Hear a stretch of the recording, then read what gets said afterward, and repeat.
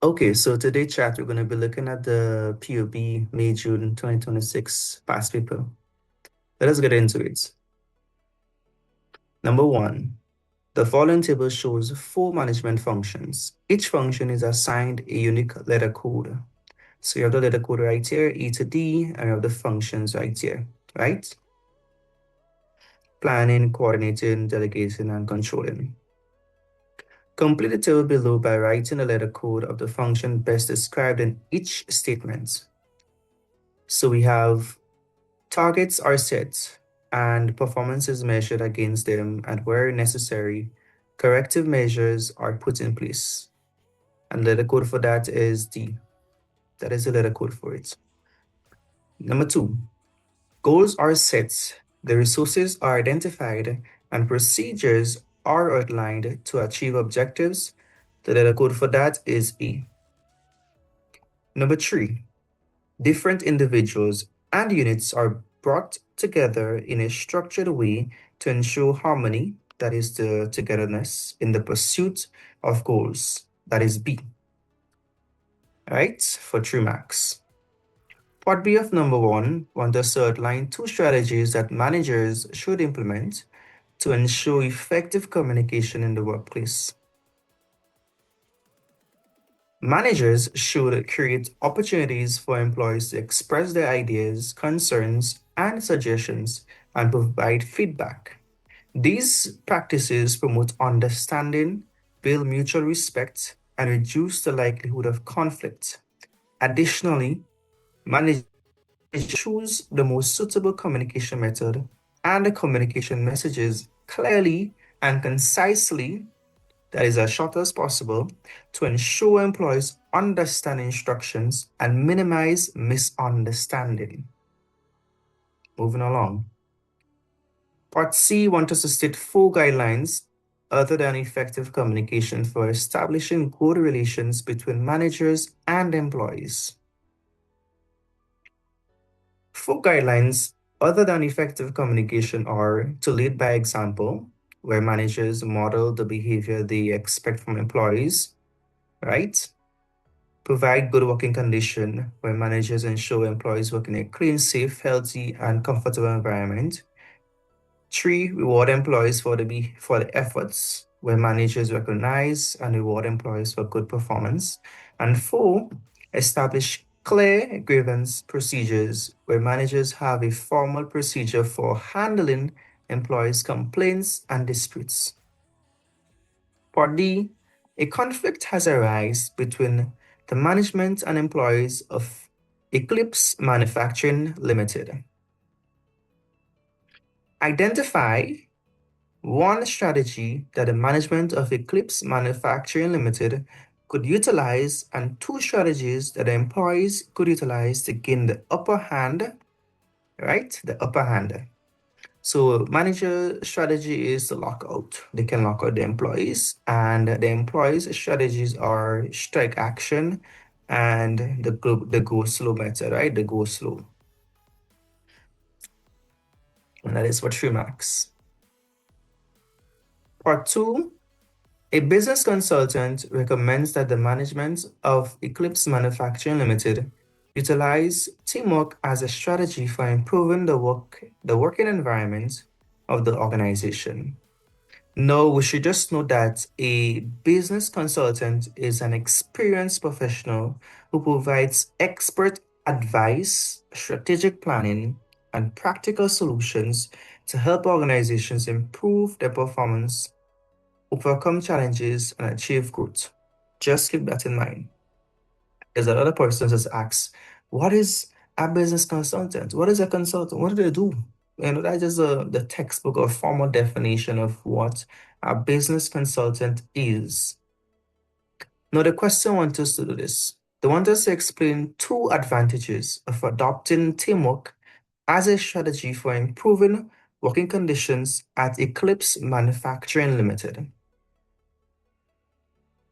Firstly, teamwork promotes unity and improves staff relations by fostering a spirit of togetherness and cooperation among employees. As workers collaborate to achieve common goals, they build stronger relationships, trust and mutual respect. These stronger relationships reduce workplace conflict, create a more positive environment, and make employees look forward to coming to work.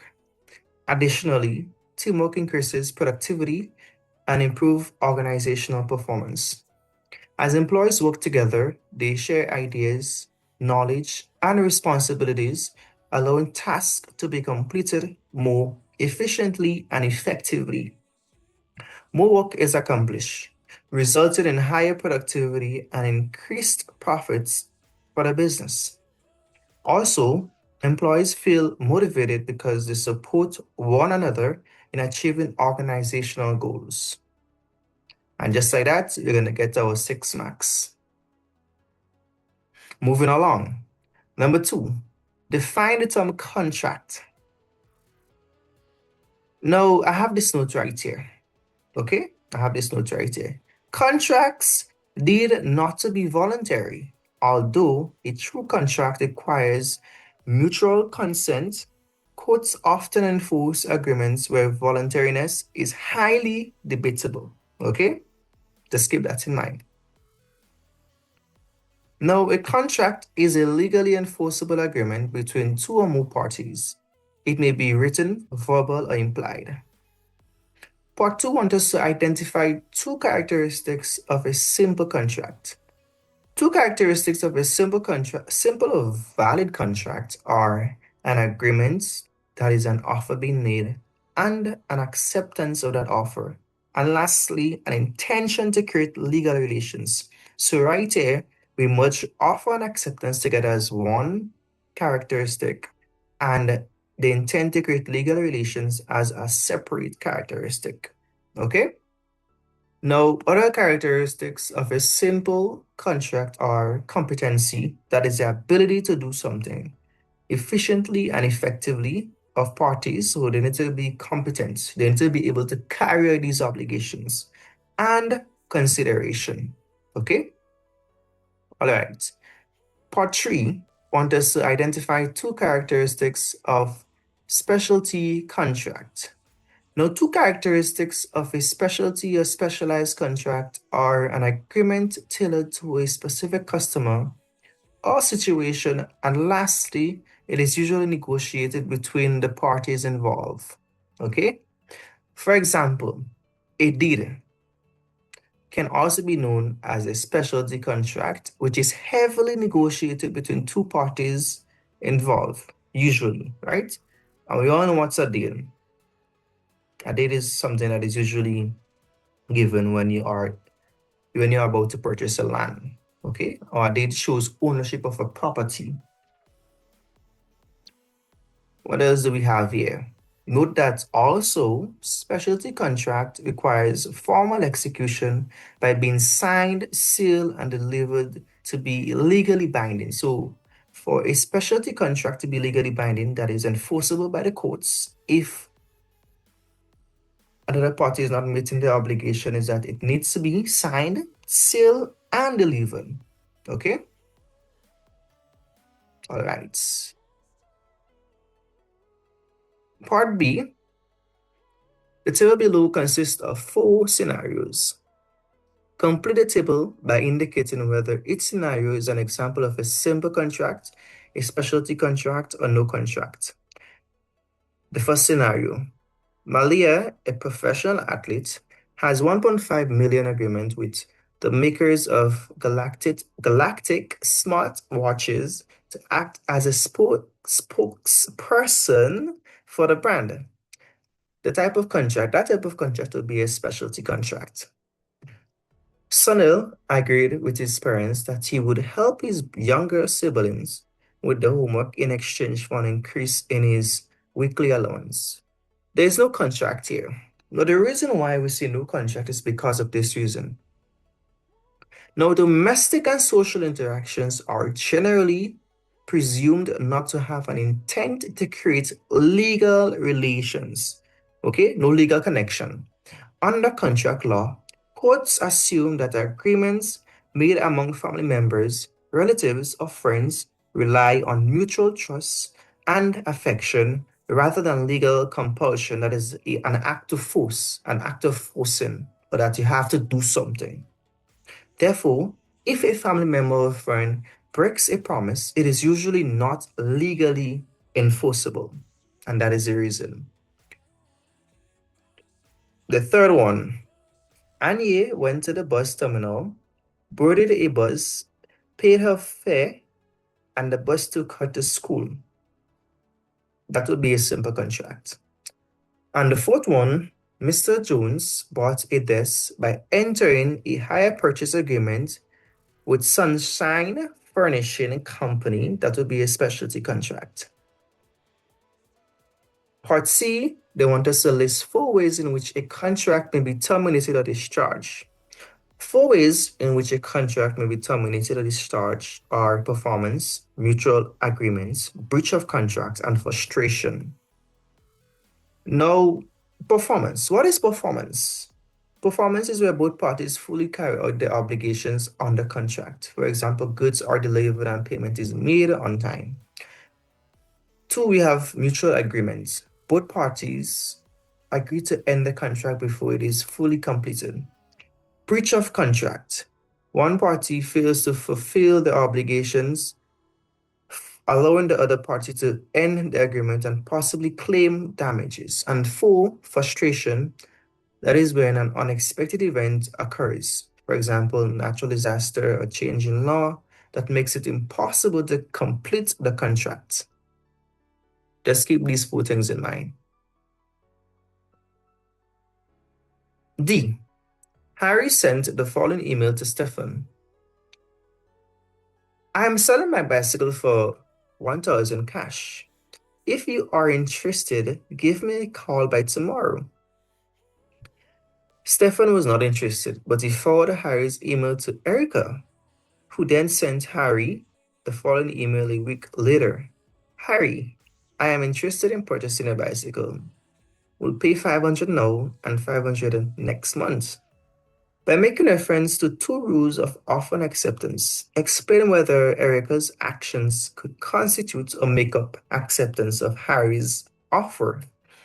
Now, Erica's actions would not constitute an acceptance of Harry's original offer based on 2 key rules of offer and acceptance. Firstly, acceptance must exactly match the terms of the offer without any changes. Erica's response, I will pay 500 now and 500 next month, was a counteroffer rather than an acceptance because she changed the payment terms. Additionally, Erica's counteroffer rejected Harry's original offer and replaced it with a new one. Furthermore, a valid acceptance can occur while the original offer is still open and unchanged. However, Stefan did not accept Harry's original offer, and Erica did not send a response until 1 week later, or 1 week after. Harry made the offer, even though acceptance had to be communicated by the following day. Because Erica attempted to accept the offer after the stated deadline, it had likely expired, right? Therefore, there was no valid offer to accept. Simple, and for that, you're getting a 6 marks. Moving on to number 3. 3A. Describe each of the following methods used to promote sales. So the first one, we have sales promotion. Now, sales promotion is the use of short-term deals, special offers, or gimmicks to increase product sales. It provides customers with extra incentives to buy, for example, free samples, coupons, contest, price discounts, loyalty schemes, and buy one get one bingo offers.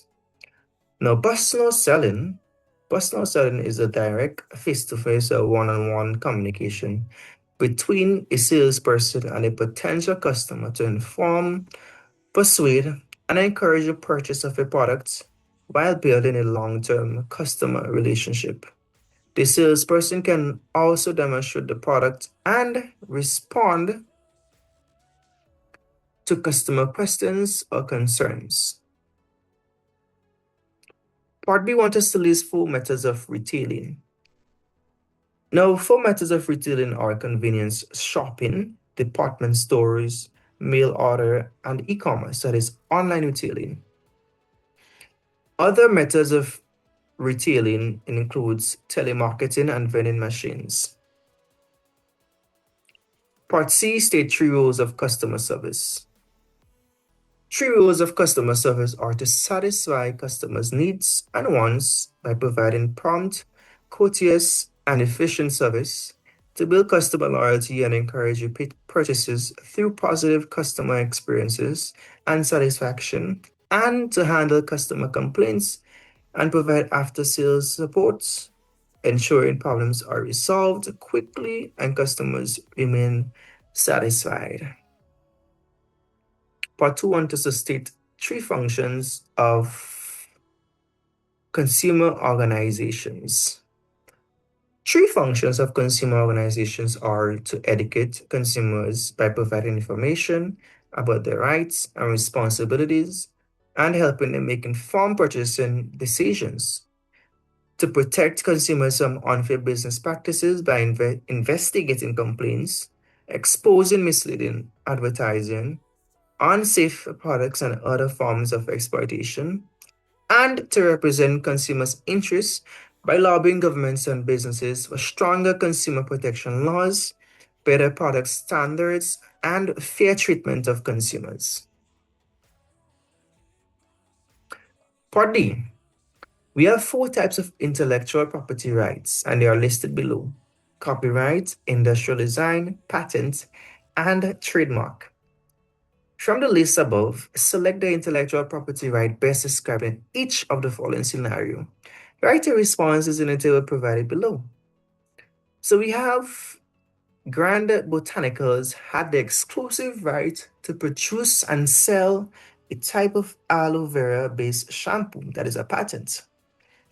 Now, why do we say a patent? Now, a patent is a right granted by the government to the owner of an invention. It prevents others from making, using, or selling the invention without permission. A time period, usually 20 years, is given as a level of protection to the patent holder. Okay? That is the whole purpose of a patent. 2, all the products in the line of cosmetics distribution by Wonder Girl Incorporated bears the same symbol. Now, that is a trademark. The reason why is because a trademark is a unique symbol used to distinguish a business's idea from others. It cannot be used by others. It cannot. And 3, Javid has ensured that no other manufacturer can use or can produce toy cars with the same physical features as the car he created, and that is industrial design. You know why industrial design? Because industrial design is looking at the appearance of the product, how it works, how it is manufactured, the value it gives the end user, that is a consumer. And industrial design, right, protects the visual design of the product. Just keep that in mind. So all the visual aspect of the product, industrial design. Okay? All right. Part E. John went to see a popular movie at the cinema. He attempted to use his mobile phone to record the movie. The usher told him it was illegal to do so and asked him to put away his phone immediately. Explain why it is illegal for John to record the movie. Recording a movie without permission is a copyright infringement. That is piracy, violating the intellectual property rights of the movie's producers and creators.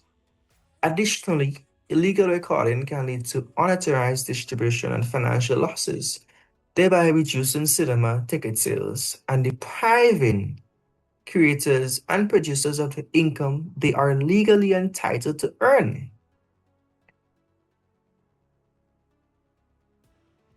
And this is very, detailed. It just basically tells you everything as to why it is illegal. John has no claim over that movie, so he has no right to record the movie.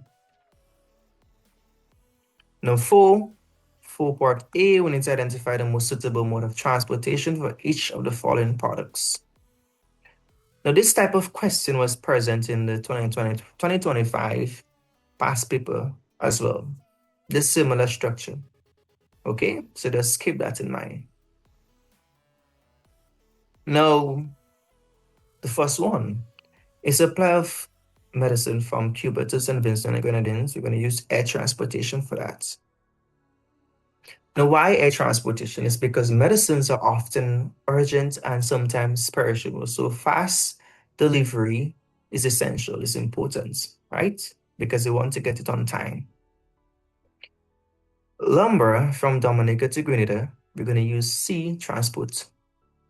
Now, lumber is bulky and heavy, right? Making sea transport the most economical option between the islands. It makes sense. It is much more cost effective to use sea transportation. We're not going to use air transportation for that. No. Number 3, documents from Barbados to Kenya. And of course, air transportation. Again, why air transportation is because documents need to reach the destination quickly over a long international distance, because Barbados to Kenya is a long distance. That is not from here to there. It's from here to over there. And number 4, part 4 of the question, I should say, furniture from Port of Spain, Trinidad to San Fernando, Trinidad. Road transportation. Why road transportation? Both locations are on the same island, and road transport provides efficient door-to-door delivery for bulky items. Now, of course, we're not going to use small trucks. We're going to use big trucks that'll be operating on the road, of course. Part B. The information below summarizes a recent transaction evident on a business document. Reuters Motors, a used car dealer in St. Lucia, contracted Street Freight Corporated to arrange for a shipment of motor cars to Jamaica via the vessel Blue Waves. On arrival in Jamaica, the goods were cleared by Jolly Joe's Incorporated before being delivered to the customer. They want us to name the main business document used in the transaction above. And the main document will be the Bill of Lading, BOL.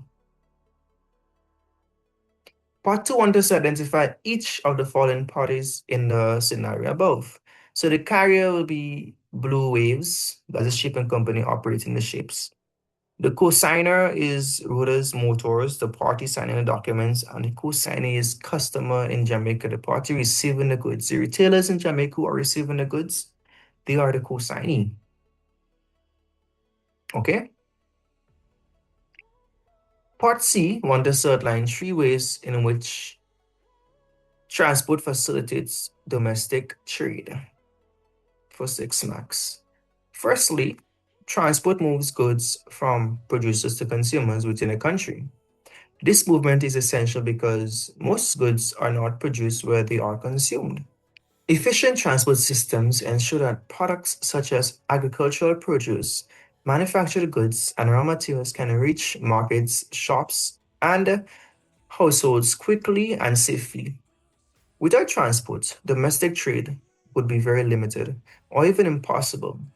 Secondly, transport helps to reduce the cost and time of distribution. When goods can be moved quickly and in bulk using efficient transportation systems such as trucks, buses, or trains, businesses can lower their distribution costs. These savings can lead to lower prices for consumers and higher profits for firms, which encourages more trade within the country. Thirdly, transport expands market access to businesses. Good transport networks allow firms in rural or remote areas to sell their goods in urban centers and vice versa. This greater market access increases market size, which boosts competition and encourages higher levels of production and trade within the country or with the country. Part D, Cozy Corner Furnishings produce household furniture in Bluebird Island.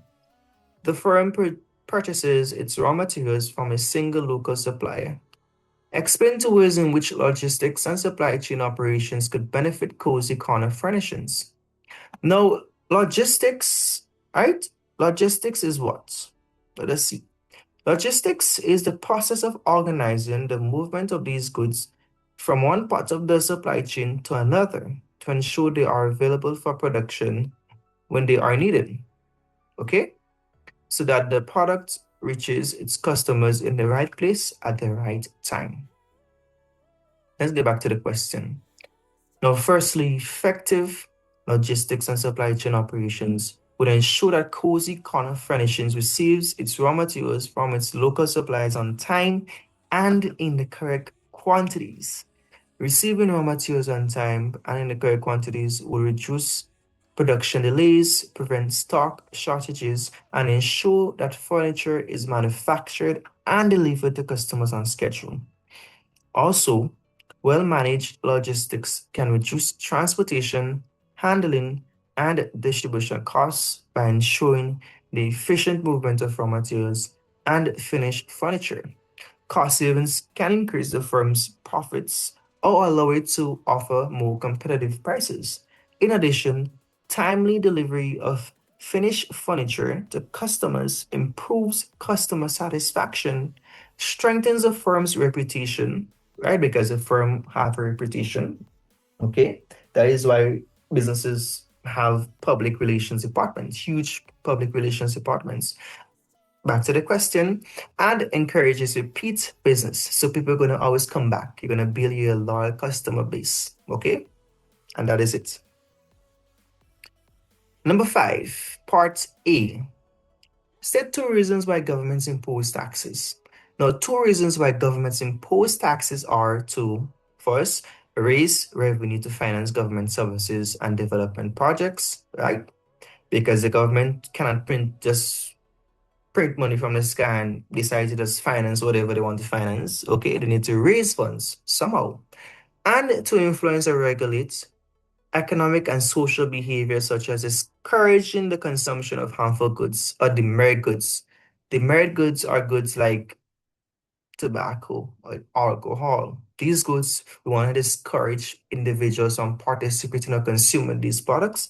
So that is why they may tax these types of products heavily, and it might be expensive, okay, for individuals to purchase, although people still end up buying them. Okay, so it's a source of it's a source of funds for the government because they know people are gonna still buy these demerit goods. They're gonna tax them heavily. Part B, the first part in Part B, I want us to outline one difference between a direct tax and an indirect tax. Direct taxes are paid directly by the taxpayer to the government, while indirect taxes are paid through the purchase of goods and services, right? With the business remitting tax to the government, okay? The business giving a tax to the government. It's paid through the purchase of the goods and services. So at the end of the day, it's the businesses that are paying the taxes to the government. And the government say when a country, president or prime minister decide to levy a tax on imported goods, it is the people buying the goods within the country, the businesses importing the goods within the country that is giving the tax money to the government. Okay? Just keep that in mind. That is why the trickle-down effect is that at the end of the day, you're going to be ending up paying more money for the goods because the businesses wanting to secure their profits, being profit driven, having a profit motive will increase the final price that you have to pay. Okay, now if we look at the tax side of things, the whole idea of governments imposing taxes on imported goods is to discourage local consumption of these goods. That is one of the reasons. Okay, they may see why they are imposing these taxes. But let's move on. Part two, identify two examples of a direct tax. So you have personal income tax and corporate tax, or company tax, okay? Now keep in mind that these are direct taxes because they are paid directly by individuals or businesses to the government. And the burden of the tax, right, cannot be shifted to another person. You earn a certain amount of money, you have to pay a certain amount of tax towards the government. You cannot say, oh, I have to pay this tax, let me make someone else pay it for me. No, no. Someone else will not pay it for you. You're going to be paying a tax because it's coming from you. It's a direct tax. Part two, want to identify two examples that we did that already. Part three, yes, part three, want to identify two examples of an indirect tax. So we're going to have a VAT, value added tax, a sales tax, and import duties or custom duties. Now, the reason why we say it's an indirect tax, these two examples, is because these taxes are indirect because the burden of the tax is shifted or passed on to the final consumer. The end user of these goods is the one at the end of the day who is, who's allowed to, well, who will feel the burden of it, who will pay the high price caused by the tax or the import duties on these goods.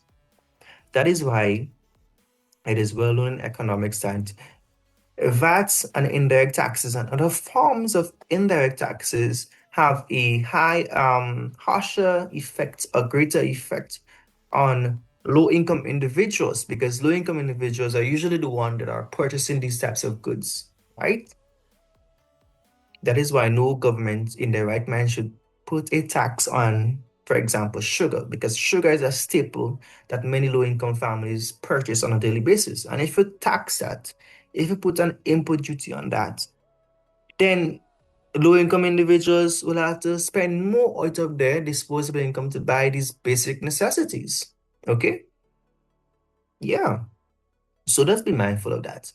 Governments should be mindful as to how these indirect taxes, what indirect taxes they're implementing and how and what effect they will have on the broader society if they are looking to be more fair or try to reduce income inequality.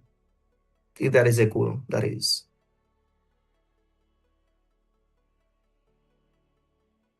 Part C wants us to, let us see. A responsibility of a government is to provide assistance to businesses. Describe three forms of assistance offered by Caribbean governments to businesses. The three valid forms of assistance are, first, the government providing grants and loans, which do not have to be repaid, and low-interest loans to entrepreneurs and small businesses. These funds help businesses start up or set up, expand, purchase equipment, or improve operations. Furthermore, the government can encourage business development by offering tax concessions or tax incentives to selected industries or new businesses. These incentives reduce the tax burden, lower operating costs, and encourage entrepreneurs to invest and expand. For example, tax incentives are used to promote the solar energy or can be used to promote the solar energy. Or if you want data centers, if you want to promote the country as a safe place to set up your data centers or your whatever, then fine, go ahead. If that is economical, go ahead. Okay? Whatever industry you want to pop up, you can use tax incentives for it. Lastly, through trade policies and free trade zones, the government can support businesses by reducing tariffs and import duties. These measures lower the cost of importing raw materials and exporting goods, helping businesses reduce production costs, increase profits, and compete more effectively in international markets. And for Part D, we have to explain how Caribbean citizens have benefited from each of the following social services provided by the government. We have national insurance or social security, right? So let's go. Caribbean citizens benefit from national insurance or social security because it provides financial security in old age by paying pensions to retired persons, ensuring they have a regular source of income after leaving the workforce.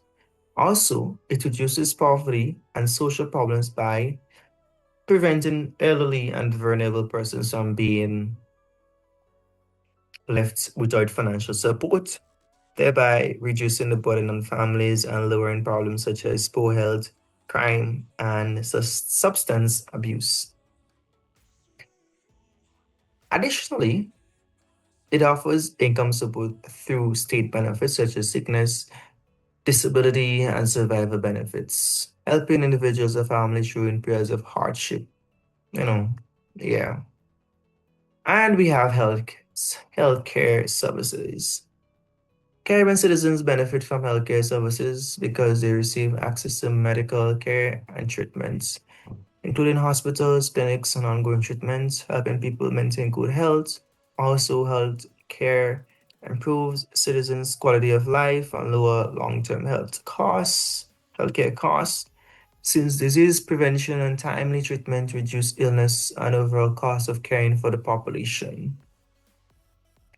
Additionally, a healthier population is more productive, as healthier or healthy workers perform better, work more efficiently, and take fewer sick days.